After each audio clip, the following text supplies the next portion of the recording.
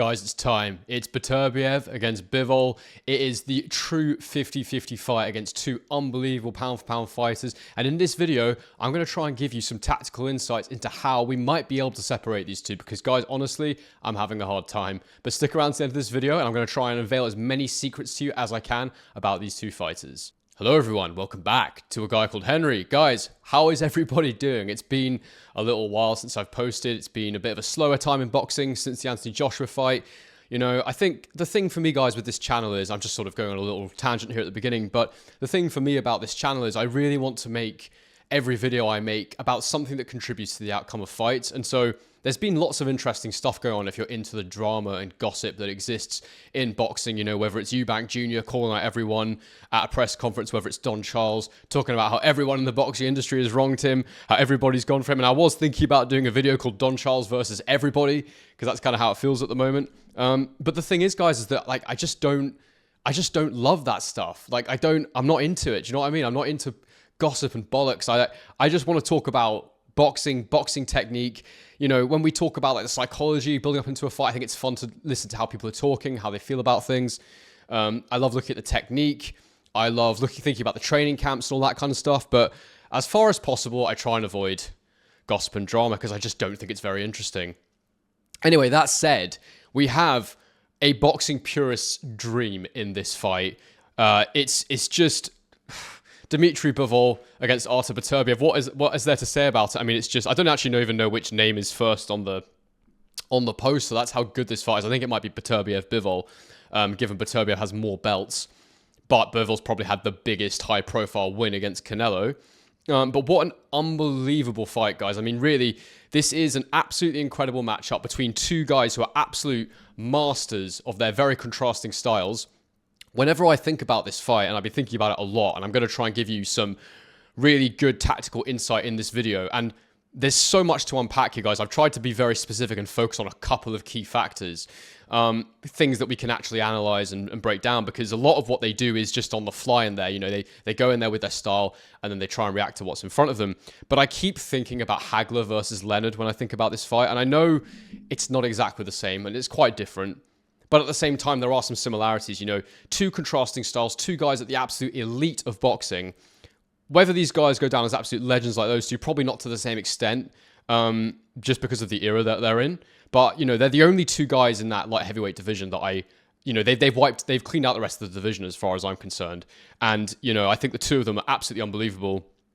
I do have some concerns around Beterbiev coming into this fight with age and injury. You know, but I want to try and approach this video in particular with that aside, and that's something we'll probably talk about closer to the fight when we try and make a final prediction. But in the meantime, you know, that Hagler-Leonard comparison, I think that Beterbiev has a lot of the elements that Marvin Hagler had. You know, I'm going to show you some of them in this video, but that sort of come forward, aggressive fighter, you know, very, very powerful, looking for the knockout. And then you've got Bivol, the Leonard, you know, lighter on his feet with the better footwork, with the more boxing style, you know, constantly throwing fast combinations, probably, you know, not as much flair and sort of charisma in his style as Leonard had, but there is a clear style clash, and I think that's exactly what we've got here.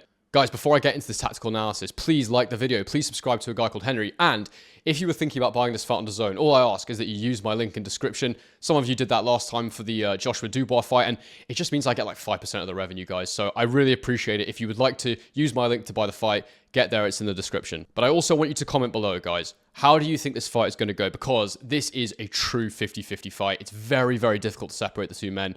And I'm sure some of you will have seen things I haven't seen. I'm sure some of you will have insights that I don't have. So I'd love to hear your thoughts in the comment section below. Who do you think is going to win and how are they going to do it? So just to begin, let's have a quick run through and breakdown of the overall styles of these two men, how they contrast, how they vary, and then we're going to get into some specifics. So let's start with Beterbiev. As I said, Beterbiev, very, very powerful fighter. You know, seen as a come-forward knockout artist. Has won every single one of his 20 professional fights by knockout, which is absolutely unbelievable, especially when you're at the world elite level in boxing. But, you know, don't be fooled by that knockout record in terms of thinking this guy is a one-trick pony, because he's actually a very, very good boxer. He has very, very good feet. He can vary his attacks very well. He's very, very good at cutting off the ring and cutting off angles. He's extremely tough. He's got great punch resistance. He has been down a couple of times in his career, but he recovers very, very quickly. Very strong to the body. And you know, I think his jab is also very, very good. The one thing I want to say about Beterbiev is that I don't think he's fought anybody exactly like Bivol, and I'll say the same thing for Bivol. He's not fought anybody exactly like Beterbiev. So when we do this analysis, I'm going to pick a fight that I think is the closest thing he has fought to Bivol, and similarly for Bivol, I'm going to pick the closest thing that he has fought to Beterbiev, but I'll make sure to tell you what the key differences are and why it's still a massive leap of faith and a massive prediction to try and say who will win this fight. Bivol, on the other hand, you know, he is someone who's not had very many knockouts in his career. He's only had 12 knockouts in his 23 professional fights, but he's never been knocked down. So you see where we're going with this. There's very, very interesting contrast between the two guys. Bivol is an unbelievable technician. He uses that pendulum step style, constantly in motion, constantly throwing jabs and combination punches. Very, very fast hands, amazing at controlling the range. And everything he does is it's just with the... It's with extreme measurement, extreme attention to detail. You know, the small steps he takes back. He's a master at taking that half step and then bring himself into range and bring himself out of range. Range controls everything for his style. And one of the really interesting main areas in this fight is, you know, who can control the range, who can get into each other's space and land punches. You know, and I think that's the main advantage that Bivol probably has on Beterbiev, and we'll get into it. But it's the speed of his feet, it's the speed of his hands. And he's also very, very defensively responsible. As I say, he's never been knocked down before in his career. So, chapter 1 of this breakdown, we're going to look at Beterbiev against Gvozdyk. So I'm going to show you some of the things that were key in this fight for Gvozdyk in having, you know, a lot of success against Beterbiev. At the time that Beterbiev stopped Gvozdyk was up on 2 of the 3 judges' scorecards, and actually I had also had him winning a lot of rounds. I thought the Gvozdyk boxed really, really well in this fight, and I think it's really good for us to have a look and see how did he have so much success against Beterbiev, what were some of the things he was doing, and we'll then talk about how Bivol can maybe replicate some of these things. So the first thing that I want to show you is the combination punching that Gvozdyk was able to use in this fight, because the thing about Beterbiev is because he's so strong and so powerful, when he walks forward, often single shots aren't really enough to deter him. Even when you land power shots, very rarely does it stop Beterbiev coming forward. But I want to show you some of the combinations that were effective in this fight against Beterbiev. So what Gvozdyk did well here was he varied high, he varied low, but a shot that worked really well for him was a left hook, right hand combination. I'm going to show you it here. So you can see there is a reasonable amount of space between them. You know, because these guys have good feet, you know, they can get into punching range very, very quickly. And, you know, the main thing with these guys is they don't want to be overextending too much. They want to try and maintain their balance at all times. But because they both have good range control, sometimes you are going to have to reach a little bit. Anyway, I'll just show you the position of their hands. As you can see, Beterbiev carries his hands a little bit low at times. Gvozdyk in a similar position here. Chin sort of tucked in though, and everything looks decent. But Gvozdyk is being back to the ropes here, and you know, you don't want to touch the ropes against Beterbiev. You want to make sure that if you touch the ropes, you get off at an angle. You don't sit there, because he is going to punish you if you do that. Move this forward here. And you can see he gets himself into range, Gvozdyk. So the first thing he does, Beterbiev steps forward, Gvozdyk steps across, and he's in range. So from here, it's a little bit of a reach, but nothing crazy. And you look at the position of Beterbiev's hands here, because his hand is slightly out there, you can say he's probably going to try and catch the punch. That's something he likes to do. He likes to try and catch punches, and this hand's nice and high, so he's anticipating you know, a shot going to the head there, maybe the jab. Anyway, as we go forward, you see Gvozdyk, he goes with the lead hook, which means that Beterbiev is going for a parry here, and it comes down, and he gets caught. He actually pulls back, Beterbiev here, makes Gvozdyk miss, but then because he's pulled back and dropped his hands, something people often do on the pull counts, they drop their hands and then they go. Something we've seen Anthony Joshua do a bit recently. Gvozdyk then comes over with the right hand and he lands it clean on Beterbiev's chin there. And, you know, Beterbiev unmoved by it. As I say, Gvozdyk isn't a massive puncher, but he punches hard enough to get your respect. But, you know, something you'll see throughout these clips is how good Beterbiev's chin is, how tough he is, how strong he is. See it again here with this setup. And this is something I want you to pay attention to, is the way that Beterbiev actually closes the gap. The way that he uses his feet to close the gap, because he's got some similarities to another one of Bivol's opponents, and I'm going to show you that in a little bit in this video, but I think it could be quite key for Bivol and the timing of his attacks in this fight. So you can see, you know, they're both in a fairly neutral position right now because there's a good distance between them. They both feel safe at that range.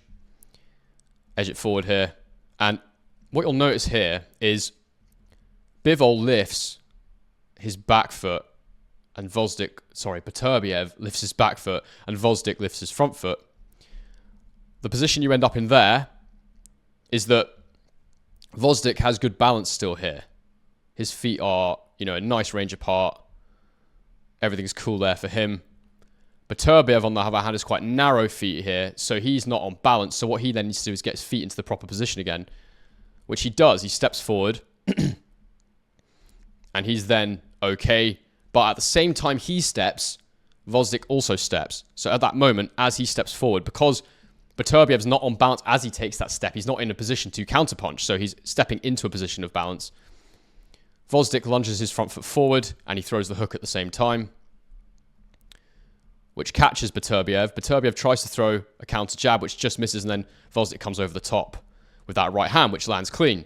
Again, it's that left hook straight right down the pipe. The second Beterbiev steps into Gvozdyk's space, he then reacts with something. He's not doing it when they are apart. He's not the one that's leading off so much. He's the one that's letting Beterbiev come to him, and then he's firing off a combination, because that's the way that, you stop Beterbiev getting up close. And that's the key. You've got to stop him from being in your space, because he's so physically strong and so good on the inside. So as he lands, they're in range. Gvozdyk's like, right, now's my time to go. And he feints high, and then he goes low, and he lands the body jab. Well, actually, the body jab is actually parried by Beterbiev here, so it goes down to the side. And then you'll see he comes with a counter right, which is partially blocked by Gvozdyk. Gvozdyk immediately fires the counter left hook and lands that clean. And then he comes with the right hand, and he also lands that clean.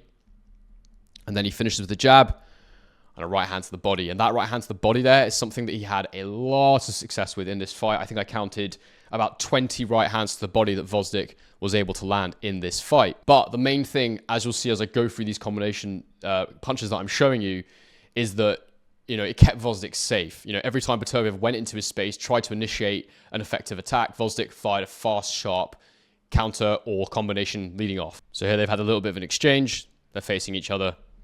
Beterbiev comes in with the jab, catches Gvozdyk on the side of the head. Gvozdyk fires a counter jab, which doesn't quite land, flicks another jab, and then fires that right hand to the body again. And you'll see here, this position, Beterbiev's guard, whilst it is good for this area, it's not so good for this area. This area is often available for Beterbiev's opponents because it's compact, it's tight, it's high here.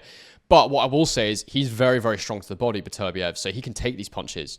But there was a lot of these. There was a lot of these right hands that landed to his body in this fight. Does it slow you down a bit? Well, if it did, Beterbiev was the one who finished very, very strong in this fight. So he didn't really show too many ill effects of it. But we'll edge forward. You see the right hand to the body. And then instantly, what does he do? He wants to come up top. So he throws the left hook up top, which is blocked. And the right hand down the pipe, which is also blocked. But it's another attempt at that combination. However, what I would say is there, you can see Beterbiev adapting to it a little bit. He, in this fight, was happy to give up the right hand to the body to make sure that he wasn't taking clean shots to the head. And because he is strong to the body, he can afford to do that. Gvozdyk's moving this way. Beterbiev wants to cut off that space and stop him from getting away. So he's going to try and get there and kind of isolate him in the area that he's in. Try and keep him around here. Now, again, Beterbiev's feet, a little unorthodox at times. He's not always on balance. He tries to do this when he's in a safe position. The reason I bring this up a lot is because Bivol's got much better feet, faster feet than Gvozdyk. But anyway, Beterbiev takes so you see what he does. He brings his feet together here.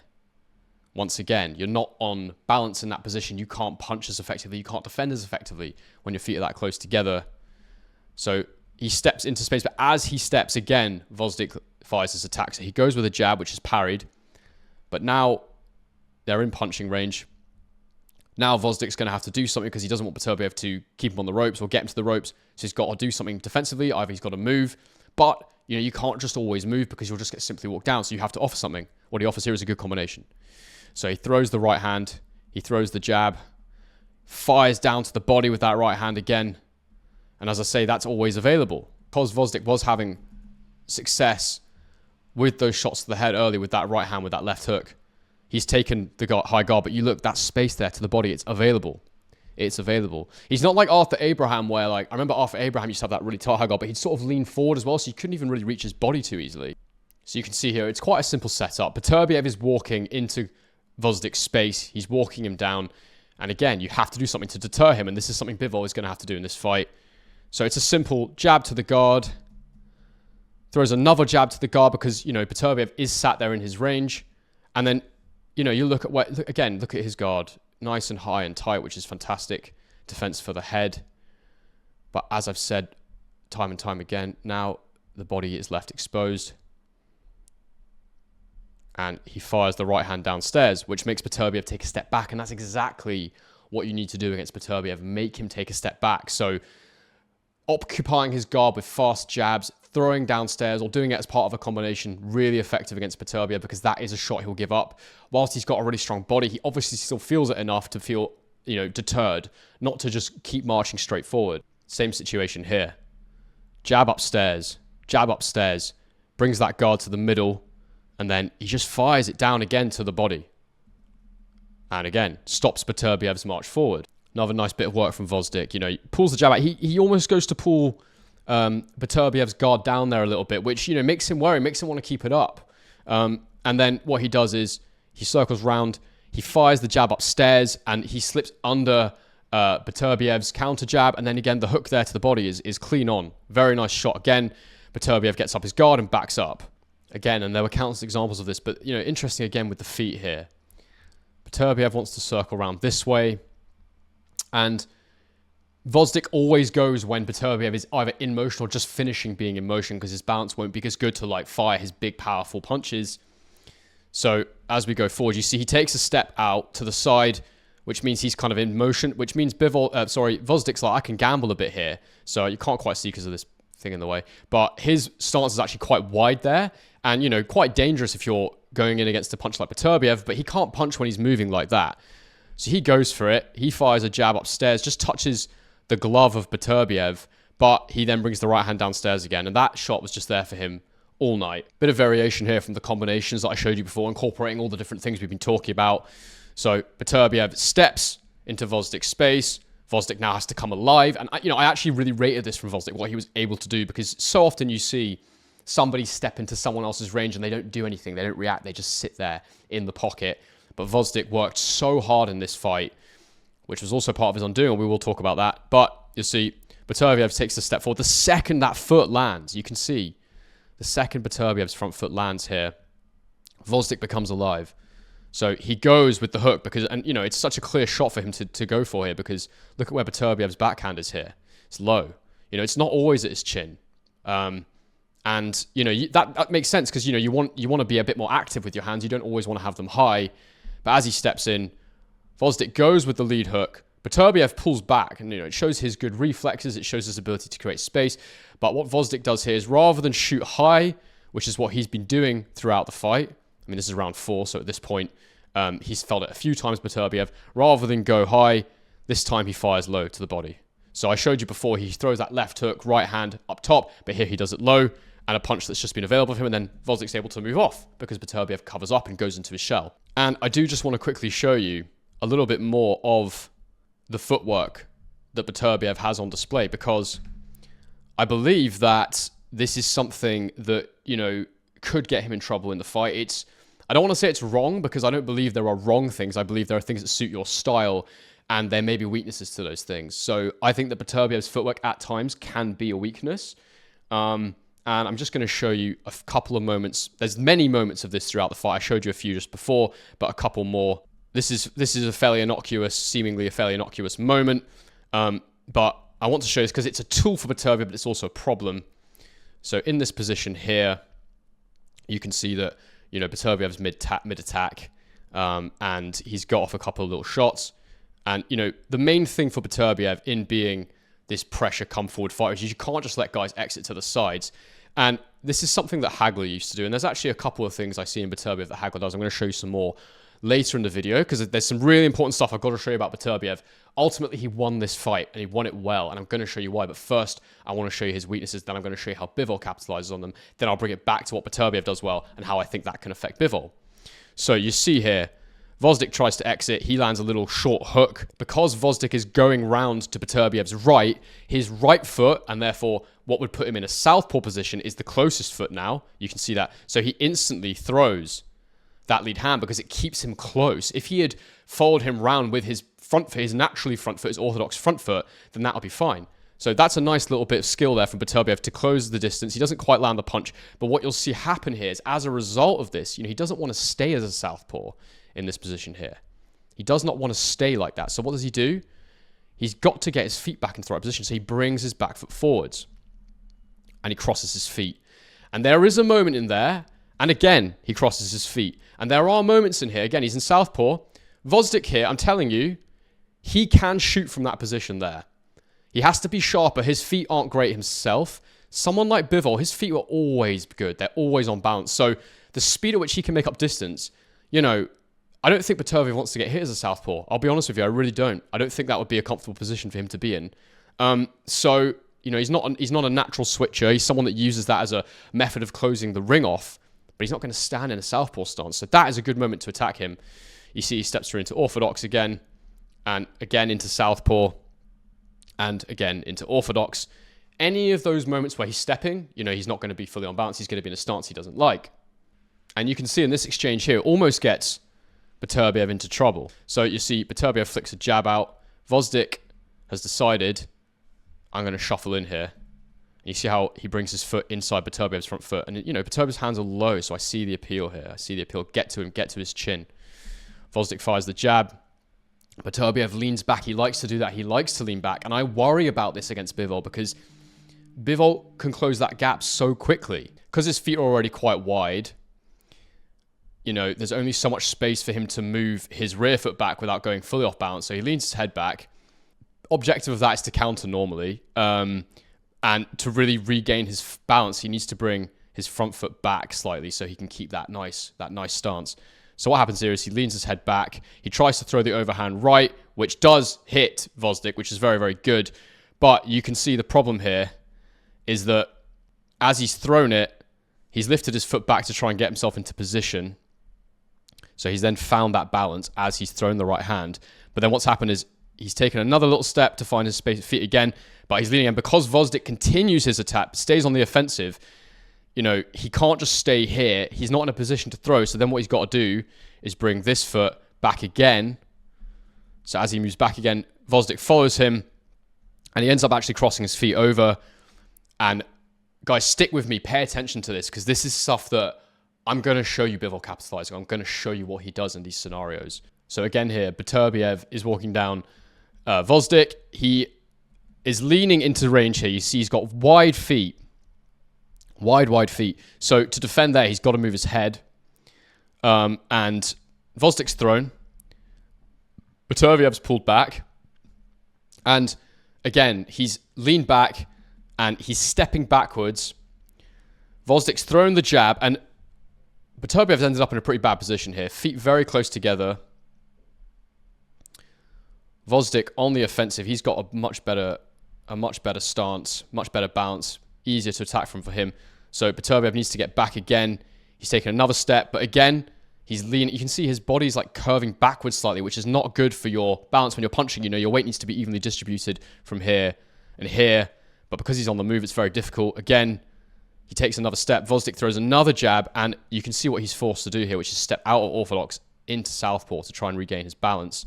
So he steps again.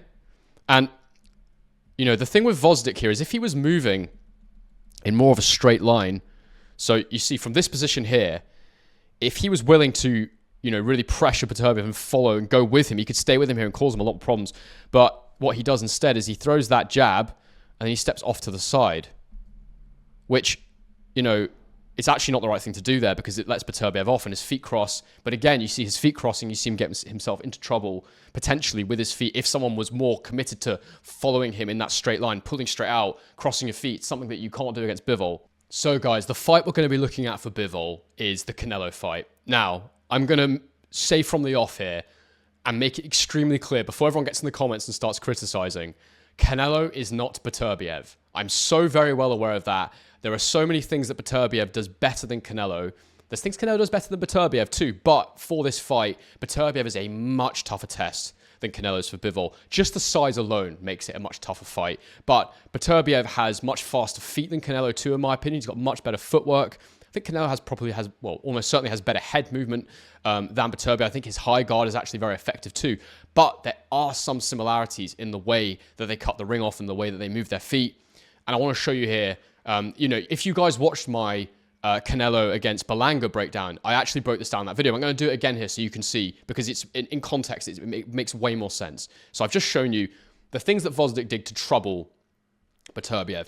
You know, combinations, using the jab in those combinations, body shots to halt him in his march forward, and those awkward Beterbiev foot movements. You know, not awkward for him, very effective in his style in moments, but they can be capitalized on. They can be made into a weakness. I'm going to show you how Bivol does all of those things here. So I'm going to show you the feet first and the trouble of the feet. From this position here, watch what Canelo does. So this position here is okay. He's got a nice gap between his feet there. You know, nice solid base.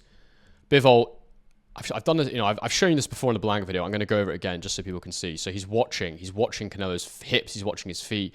He's anticipating. As Canelo steps once, his stance narrows and he throws the jab as he does that. So he's narrow there. He brings his foot forward again. And again, jabs, reestablishes it. And then you'll watch here. Bivol takes a half step back. He recreates that gap because he's watching Canelo. He's anticipating those foot movements. He's waiting for Canelo to lose his balance. So he's taking that half step. From here, Canelo, like Beterbiev, is the man marching forward. He wants to make up that gap. He wants to cover that distance. So watch his front foot. Watch what he does. Watch this foot and watch this foot. From a good balanced stance, he takes that step forward. Literally, as that foot lifts, the second that foot lifts, creating an unbalanced stance for Canelo, that's when Bivol goes. Bivol goes. I'm showing you this in slow motion here, but, you know, boom. Loads of combination punches. Canelo pulls himself out. Again, his foot lifts. Bivol goes again. Has him on the ropes. And he doesn't want to be up close with Canelo, so he lets him off. Similar thing again here. And what starts this one off? So their feet are close together. And I'll edge it. And you'll just see, just a little jab from Bivol there makes Canelo reposition his feet. He takes a big step back, repositions his feet again. Bivol high guard. Jab, jab. And because he goes with a triple there, Canelo ends up taking a step back. But then look what happens. He crosses his feet. Boom. That moment there. Look at Bivol. He has seen that. He knows Canelo's stance is crossed. It's narrowed. So what does he do? Attack. Get him on the ropes. Attack. Again, doesn't want to commit too much to those ropes, but he throws those fast combinations. And again, timing of the attack, perfect. And now watch this. Canelo steps forward. Stop it right there. Just edge it back slightly. Look at this. So this back foot, that's where you want to load your weight. That's where you get your power from as a fighter, especially if you're in an orthodox stance. That back foot, it needs to be loaded. That's where the balance comes from as well. I mean, both feet, of course, but the positioning of that back foot is particularly important. Literally, the second Canelo lifts that foot, Bivol fires the jab.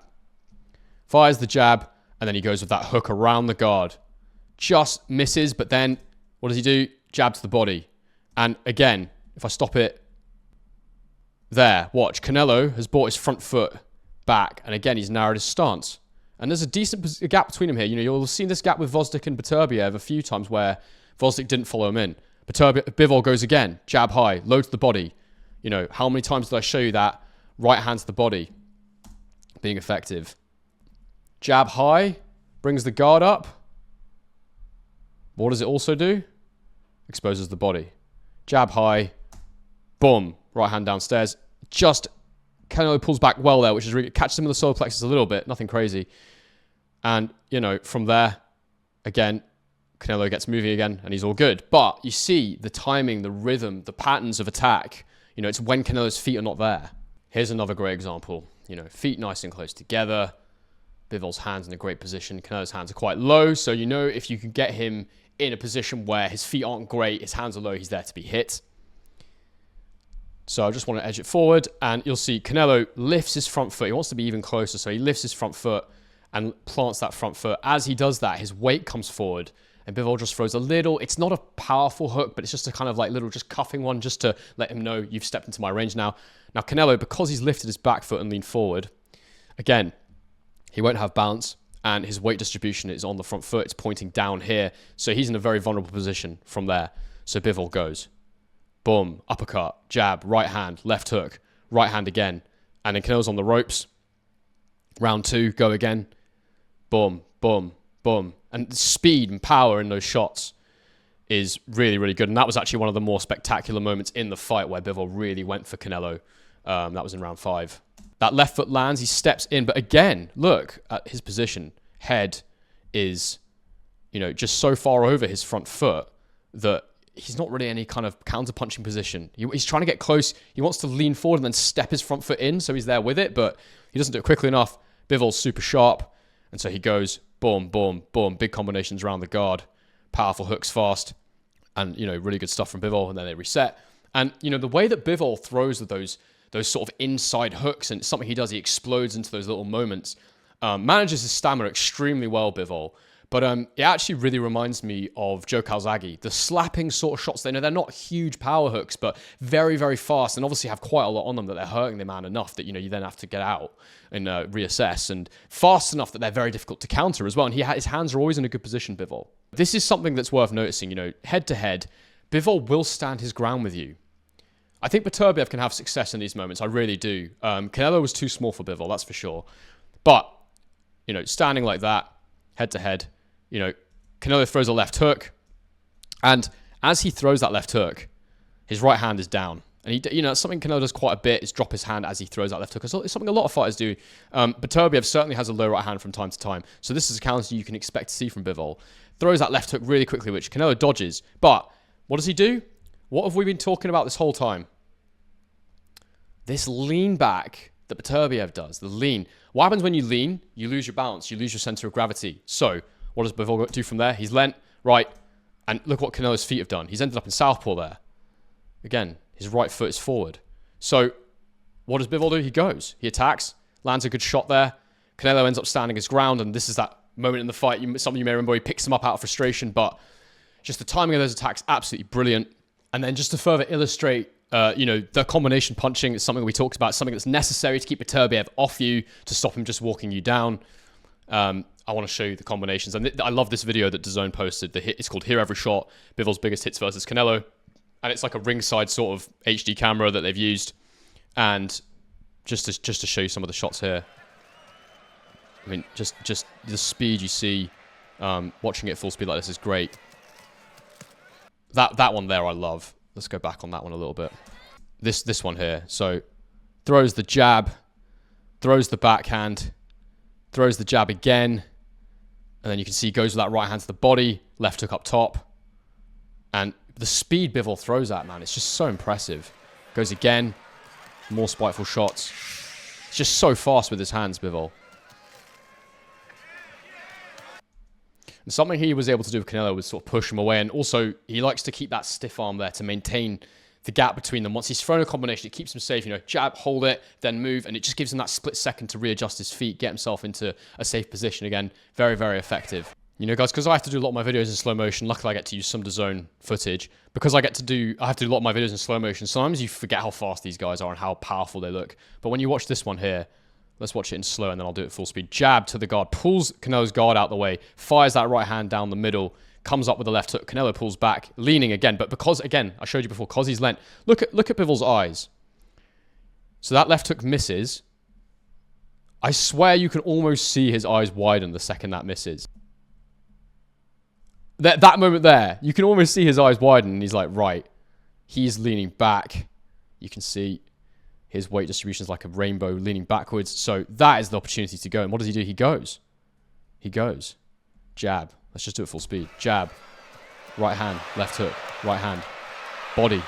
And, you know, just insane speed. Really good speed. And the thing is, a lot of these shots, you know, they're just hitting the guard. But it's because, well, the benefit of that is you've got to keep the guard up. It tires the arms a bit for your opponent. But also, they're eventually going to have to move their feet out of range. They know, you know, this is so fast. His feet are so good, Bivol. He's constantly moving in and out while he's doing this. So you can't really counter it. It's very, very difficult. All you can do is take a step back. And I think that this is a situation where, and it's something I'm going to show you with Beterbiev next, but this is something you have to do in this situation. It's the only thing you can do, and I'll show you. You know, guys, I think I've shown you enough of that, to be honest. We all know now, you know, we've seen Bivol's balance, his speed, his combinations, absolutely fantastic. Timing of his attacks. It's all there to take advantage of the things that Gvozdyk was able to do against Beterbiev. Now, I want to go back to Beterbiev, Gvozdyk, because I want to show you, because, like, you know, guys, off that first part of the video, you know, Henry, what are you talking about? Gvozdyk didn't beat Beterbiev. Exactly. So we've got to go back. I'm going to show you how Beterbiev made all of those things non-factors and ultimately stopped Gvozdyk. I think that, you know, a lot of the things I've just shown you, yes, these are things that will work against Beterbiev. I do believe they will work. You may even see quite a one-sided fight for much of it. You might see Bivol running away with some of these rounds. But there's always a reason that Beterbiev is able to win his fights. And that is the fact that he has got great power, great resilience, but he's also very, very smart. And it takes a lot of work to keep him off you, something that Gvozdyk found out. And I honestly think that, you know, whilst Bivol showed a great gas tank in that fight against Canelo, constantly moving, constantly throwing combinations, he's going to have to show an even better gas tank against Beterbiev if the right Beterbiev shows up. So let's go back to Beterbiev-Gvozdyk. Now, I said to you before that there's elements of Beterbiev that remind me of Marvin Hagler, and this is probably the thing that reminds me the most of Marvin Hagler about Beterbiev's style, and it's the way he can use his jab. And he has this jab that is... It's a lunging jab is how I describe it. And it's something that Hagler used to great effect in that fight against Tommy Hearns. And the thing about this lunging jab is that it means your opponent can never, ever relax. They can never drop their guard when they're at distance from you. And it's a heavy shot for Beterbiev, just like it was for Hagler. Probably doesn't travel forward at the speed that Hagler's did. Hagler's legs were so explosive. And it's one of the reasons I worry about Beterbiev's knee injury. Is he still going to be able to drive forward with the same power? But that aside, you know, one of the key things with Bivol is how do you close the gap against him, because he's so good with his feet. I think that using this at the right moments, not constantly, but sporadically, to create indecision in Bivol, to make him even more apprehensive with his feet, and therefore more afraid to kind of, you know, actually throw those combinations, is to use this lunging jab. So I'll show you how it worked against Gvozdyk. This is a moment that you'd think was kind of innocuous. In fact, if anything, he's lulled him into a false sense of security here.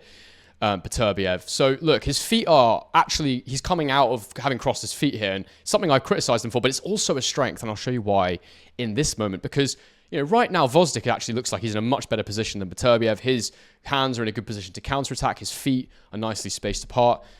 Edge it forward here, and Beterbiev steps, Gvozdyk gets his hands up, and he's waiting for Beterbiev's attack. Now, with that one step, they're still not quite in range, and Gvozdyk is ready to get away. You know, he's got the weight on his front foot there, which means he can push back very quickly. But what does Beterbiev do? He takes that step, and the second that foot lands, he just lets his weight come forward, and he drives forward and lands that lunging jab on the head of Gvozdyk. And Gvozdyk's got to pull back very, very quickly there. And it's a really effective shot. And then you see, as he lands it, it's a really effective way to get into range for him, because look at the position of his feet. He brings his feet close together here, and he pendulum steps close again. Gvozdyk lands, and Beterbiev's right in front of him still. And Gvozdyk pulls back again. But the point here is that he can close the gap just like that. And imagine if he's close to the ropes there, Gvozdyk. Beterbiev, he sort of stepped into range there. Gvozdyk deters him with a little jab. He throws a backhand. Beterbiev leans back, takes a little step back. So he looks like he's retreating ever so slightly here. But he takes the step there. He lets his foot land.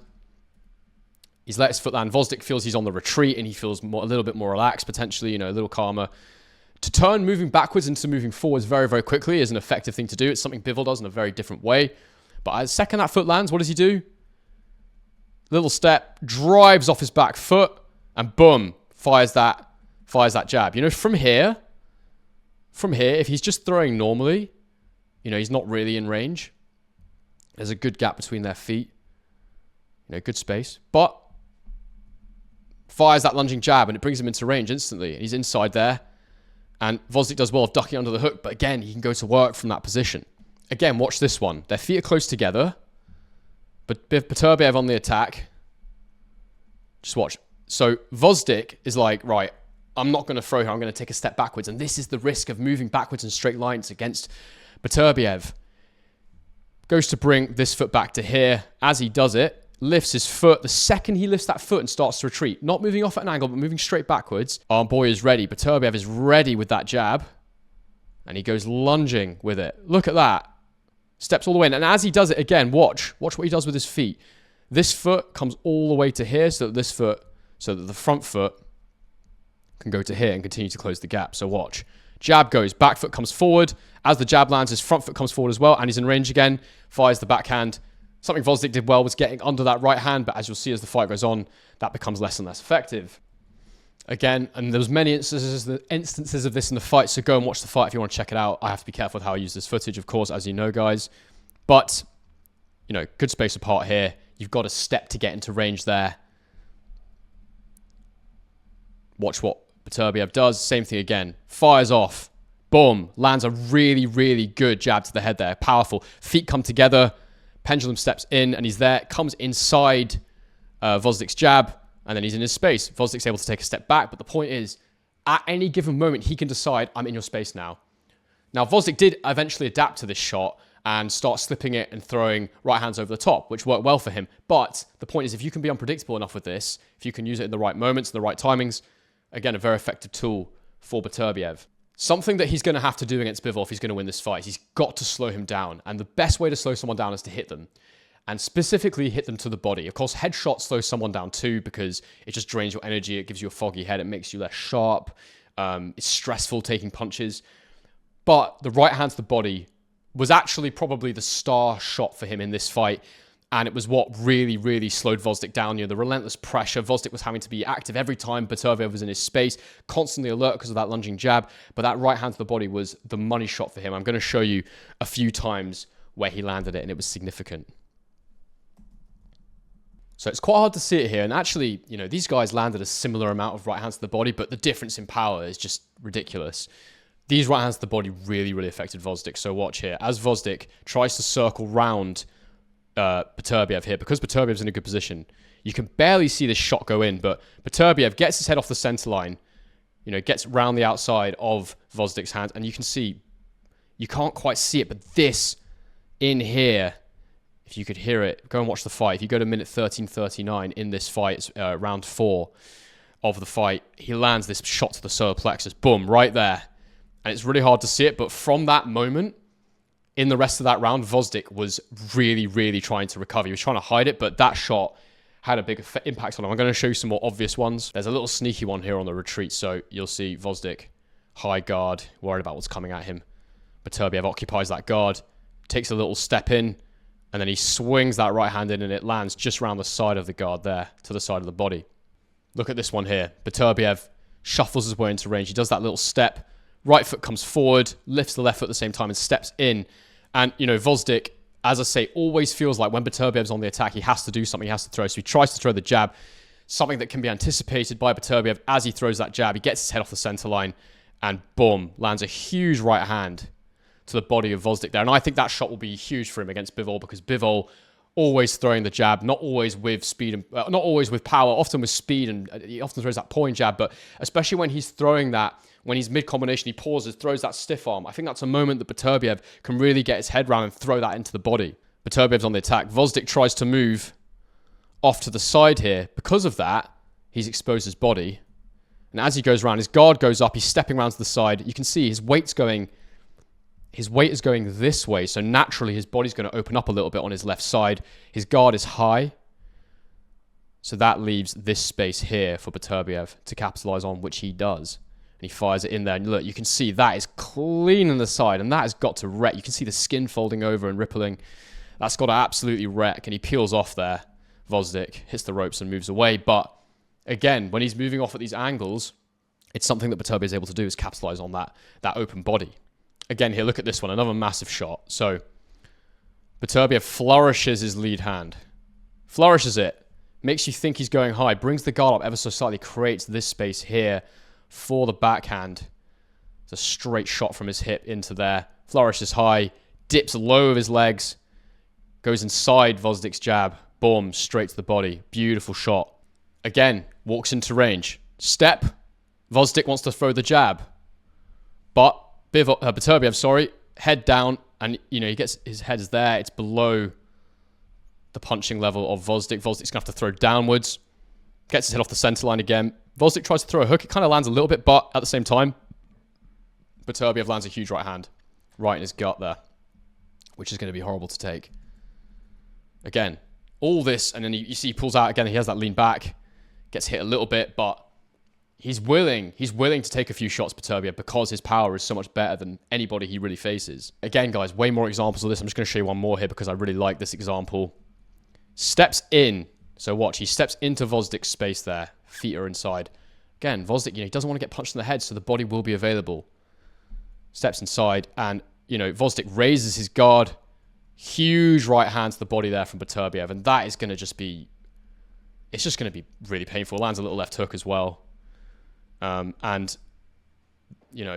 Very difficult for Gvozdyk to defend all of those. I mean, impossible. He's going to get hit. You're going to get hit by Beterbiev. That's just a fact of life. The final thing I want to show you that Beterbiev does, and I just want to say this quickly, guys. The reason that I'm focusing so much on Beterbiev in this video rather than Bivol is everyone thinks Bivol is going to win. Everyone thinks Bivol is going to win this fight on points. So to look at the technical aspects of how Beterbiev can do this is very, very important. To show you firstly why people think Bivol's style will be really problematic for Beterbiev, but then to show you why I think Beterbiev can do this is key. The other reason is, and frankly, I can't see that many issues with Bivol. Like, I've not seen him in any fights where he's been down. He's rarely been hurt. I've seen him caught with overhands before, but there's not really a fight, an example of a fight where I can show you it and go, look, Bivol really was in trouble here.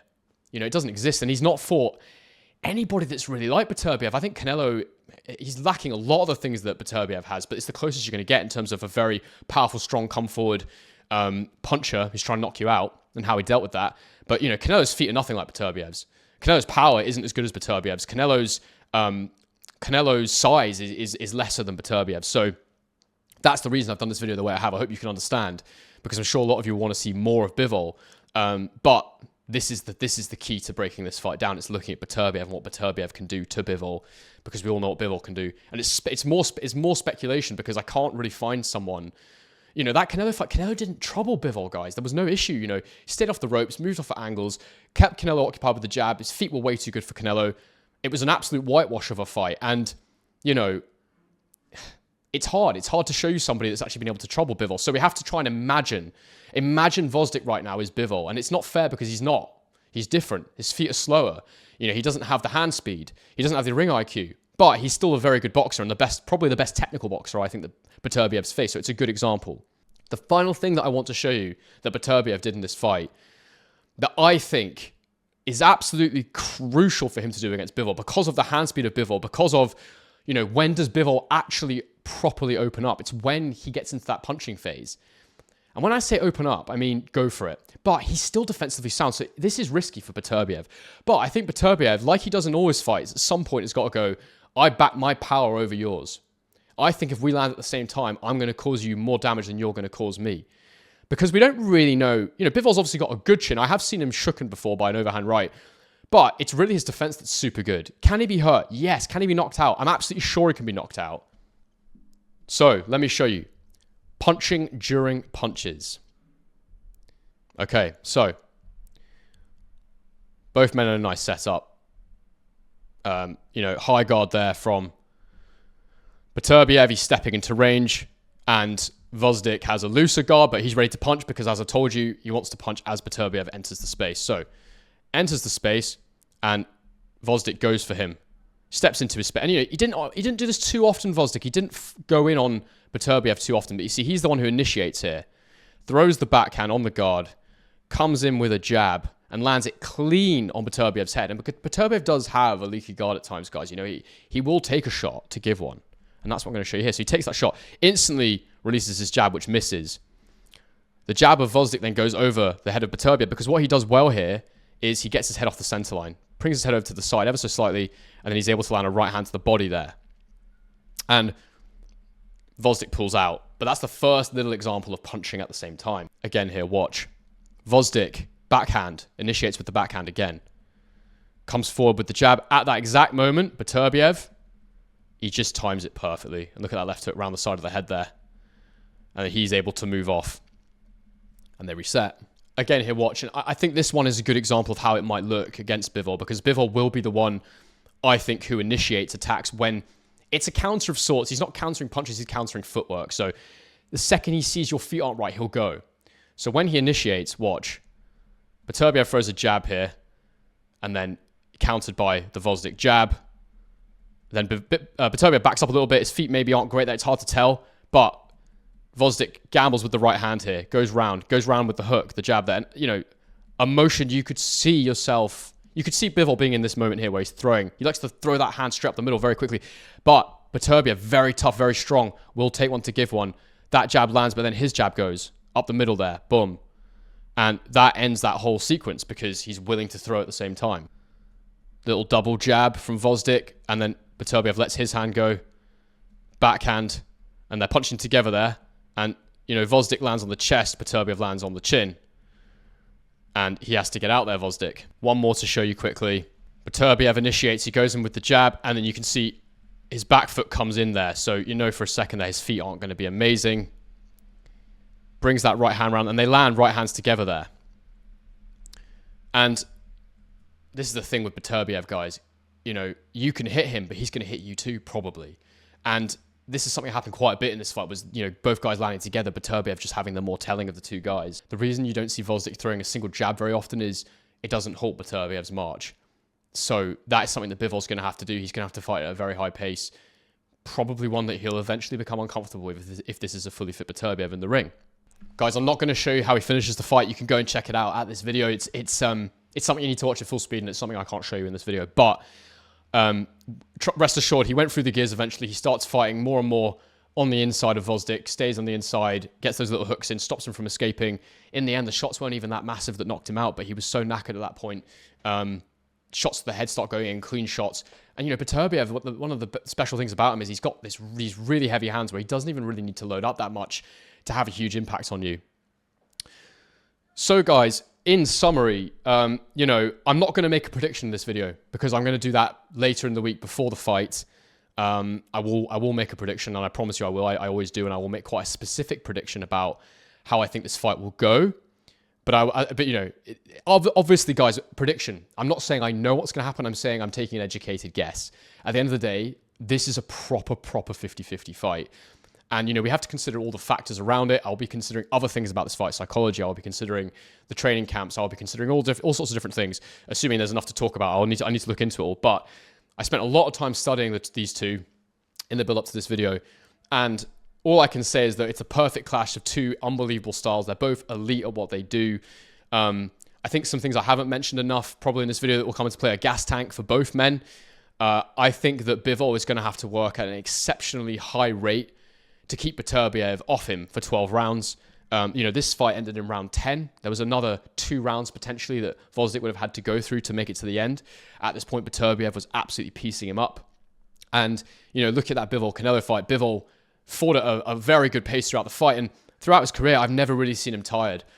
I think this is the first fight where we're going to find out just how good his stamina is, because Beterbiev is going to make him work for every second of every round. But guys, let me know in the comment section below, what do you think about what I've shown you? Has this swayed your thoughts and opinions on who is going to win this fight? Please get anything in there that you think will be helpful or interesting to people that are watching this video. As I say, you know, I think it's so hard to call this one. It's so difficult. Bivol's feet are so good, but I see ways Beterbiev can close the gap. And guys, I just want to finally say that I will not be surprised at all if this fight is very, very one-sided for spells. There might be moments in this fight where Bivol makes Beterbiev look awful. He might make him look old and tired and slow and amateurish. Likewise, you know, if Bivol slows down a bit too much, you know, if he doesn't punch hard enough, if he gets caught while he's throwing, if he's in there with finally with somebody who actually can throw and he throws and punish him, you know, if Beterbiev can trick him with some of what looks like bad footwork actually turns out to be, you know, a moment that, you know, Bivol switches off for a second, he relaxes and he gets hit. You know, there's so many unanswered questions. There's so many mistakes that both guys have to make. I think there's more things that can be capitalized in Beterbiev's style. But guys, that is the nature of being a knockout fighter, a knockout puncher, somebody who goes for the knockout, who marches their opposition down. So it's just the nature of his style that there's going to be things that can be capitalized on. It's the nature of Bivol's style that you can't see that many flaws. But he's got to be perfect to do this. So I'm not making my prediction yet. I will make it soon. I'll make it in the fight week. But as I say, guys, thank you so much for sticking with me to the end of this one. And on to the next one.